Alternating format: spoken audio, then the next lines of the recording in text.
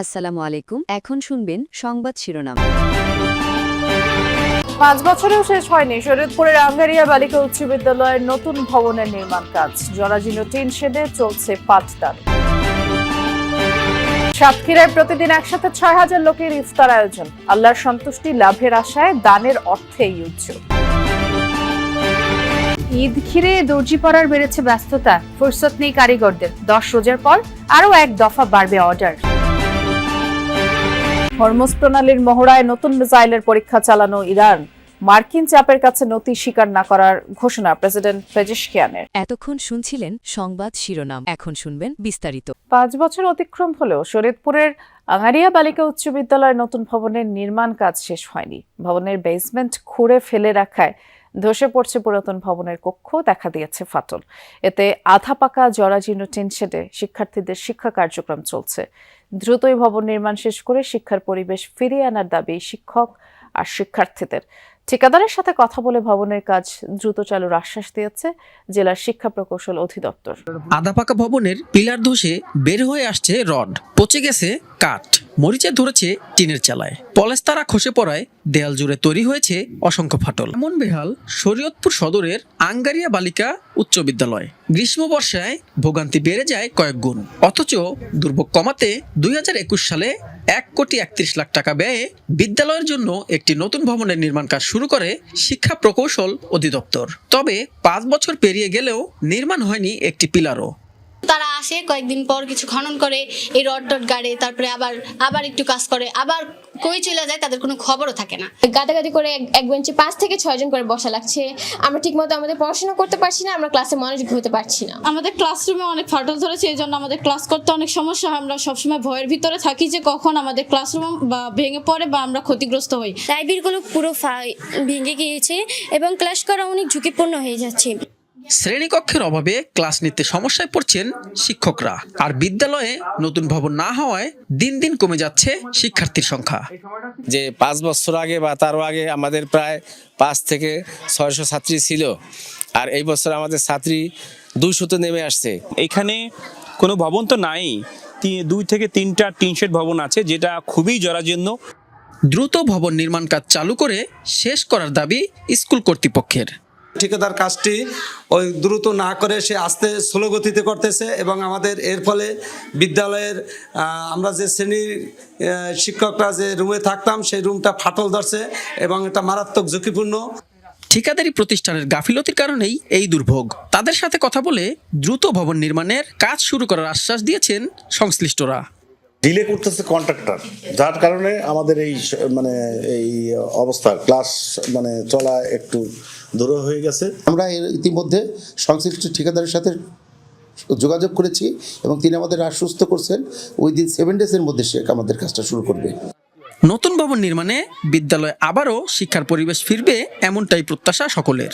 সাতক্ষীরায় এক ময়দানে প্রতিদিন একসাথে ইফতার করেন ৬,০০০ মুসল্লি। দিনভর ইফতার তৈরিতে বিশাল কর্মযজ্ঞ চলে। মাগরিবের আজানের আগে দূর দূরান্ত থেকে মুসল্লিরা ছুটে আসেন মহান আল্লাহর সন্তুষ্টি লাভের আশায়। ৯০ বছর ধরে প্রতি রমজানে মাস জুড়ে এই আয়োজন চলে। ৬,০০০ মুসল্লির ইফতার প্রস্তুতের ব্যস্ততা।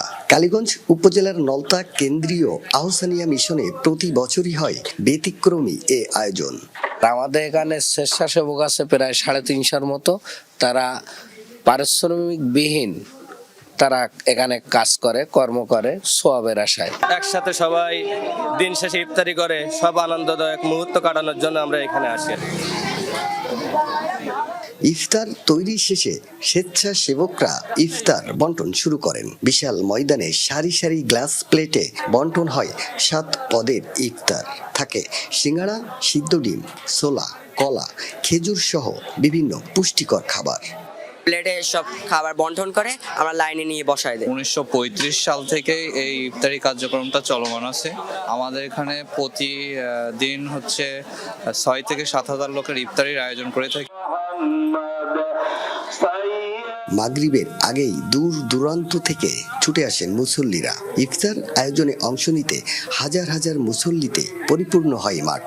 ৫-৬ হাজার মুসল্লি একত্রিত এখানে ইফতারে সমবেত হয় তো আমিও আজকে সেই ইফতারে অংশ নেওয়ার জন্য এই সাতক্ষীরা থেকে আসছি। এখানে ইফতার করতে আসছি, এটা আমাদের সাতক্ষীরার খুবই ঐতিহাসিক একটা ব্যাপার। রমজান মাসে 30 দিন ব্যাপী ইফতারি দেওয়া হয়, আর আমরা সেই ইফতারির উদ্দেশ্যে আসি। সম্পূর্ণ আল্লাহ এবং আল্লাহ রসুলের যে নিয়ামত, সেই নিয়ামতটি ভোগ করার জন্য আমরা আসি। আহসানিয়া মিশনের এই ময়দানে দৈনিক ইফতার করেন 6000 মুসল্লি, যার সবটাই আয়োজন হয় দানের অর্থ দিয়ে। প্রতিদিন প্রায় 2,60,000 টাকা খরচ হয়। কেউ এককভাবে বহন করেন, আবার কোনো দিন কয়েকজন মিলিতভাবে এই অর্থ বহন করেন। বর্তমানে এখানে প্রায় 300 স্বেচ্ছাসেবক সৃষ্টির সেবার মধ্য দিয়ে স্রষ্টার সন্তুষ্টি লাভের আশায় 1935 সালে এই ইফতার মাহফিলের সূচনা করেন খান বাহাদুর আহসানুল্লাহ। 1965 সালে তার মৃত্যুর পর এটি অব্যাহত রেখেছেন খাদেম অনুসারীরা। ব্যস্ততা যখন তুঙ্গে তখনও ক্লান্তি নেই দর্জিপাড়ার কারিগরদের। হাতের প্রতিটি ফোরেই লুকিয়ে আছে এক একটি পরিবারের ঈদ আনন্দ। শবে বরাতের আগেই অর্ডার বেড়েছে। সংশ্লিষ্টরা জানান 10 রোজার পর আরও এক দফা অর্ডার বাড়বে। প্রতি বছর ঈদকে কেন্দ্র করে দর্জিপাড়ায় হাতবদল হয় কয়েকশো কোটি টাকা। সারা বছরের ব্যবসার 40% সম্পন্ন হয় রমজানে। ঈদকে কেন্দ্র করে জমে উঠেছে দর্জি বাড়িগুলোর ব্যস্ততা। নিজের আঙ্গিকে পোশাক তৈরিতেই ভিড়। অনেকেই আগেভাগে বানিয়ে নিচ্ছেন শখের পোশাক। শবে বরাতের পর থেকে কারিগরদের ব্যস্ততা বেড়েই চলছে। তবে দর্জি বাড়িতে নারীদের আনাগোনা বেশি। সূক্ষ্ম হাতের কাজ, মাপের নির্ভুল কাটিং আর খণ্ড খণ্ড কাপড়ের একের পর এক পূর্ণাঙ্গ রূপ দিতেই ব্যস্ত কারিগররা। রোজায় কাজ শুরু হয় 10টা থেকে, চলে মাঝরাত অবধি। পুরনো ঐতিহ্য এর প্রতি এখনো আস্থা হারায়নি সাধারণ মানুষ। একেবারে রেডিমেডের একটু সমস্যা হচ্ছে, অনেক সময় গায়ের সাথে ফিটিং হয় না। কাটিং মানে যেভাবে বলি সেভাবে ওনারা করেন, সেই ডিজাইনটা রাখেন। মাথায় যদি ডিজাইন থাকে, অনেক পছন্দ হচ্ছে, এটা কাপড়ের মেটেরিয়াল চুজ করা যায় নিজে নিজে, সেজন্য বানানো দেওয়া হয়। 10 রমজানের আগেই দেখা যায় যে অর্ডারের প্রেশার পড়লে ওনারা অর্ডার অফ করে দেয়। তো ওই বেসিসে দেখা যায় যে আগে থেকেই বানাতে নিয়ে আসি। দর্জি বাড়িগুলোতে উৎসবের প্রস্তুতি শুরু হয়েছে ঢের আগে। শবে বরাতের আগ থেকেই এখানে উপচে পড়া অর্ডার। 10 রোজার পর থেকে ব্যস্ততার নতুন মোড় নিবে। এবারে ঈদে আভিজাত্যের লড়াই এগিয়ে আছে পাকিস্তানি সালোয়ার কামিজ। শৌখিনতার এই ছোঁয়ায় খরচটাও বেশ। সালোয়ার ব্লাউজের জন্য সর্বোচ্চ মজুরি গুনতে হচ্ছে 1000 টাকা। কাস্টমার এখন কাপড় আগেই বানায় ফেলায় সবরাতের আগে। সবরাতের আগে চাপ ছিল, তখন কাজ অনেকগুলো কাজ করতে পারছি। 700 টাকা সুতি সেলার কামিজ নর্মালটা, যেটা পাইপিং টাইপিং ছাড়া হয়, আর ডাবল যেটা সেলার কামিজ ওটা 1000 টাকা। ডিজাইন হলে মজুরি বাড়ে। অর্ডার আছে, টুকটাক আছে, এখন শুরুতে একটু কমই আর কি। এখন মানুষ একটু মার্কেটে কম আসে আর কি। কিছুদিন পরে মার্কেটে লোকজন আসবে, এই সময় কাজ কাম বাড়বে। হতে পারে 25 রোজা 28 রোজা বা